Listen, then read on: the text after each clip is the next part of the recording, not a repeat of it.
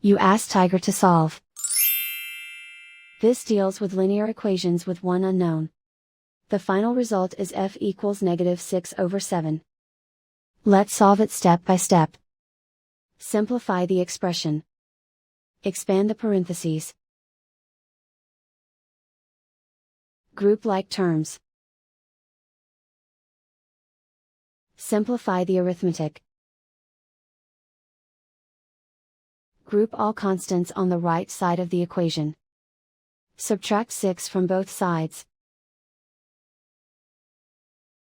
Simplify the arithmetic.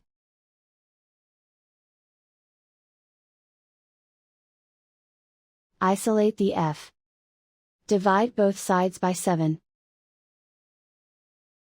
Simplify the fraction. And so the final result is f equals -6/7.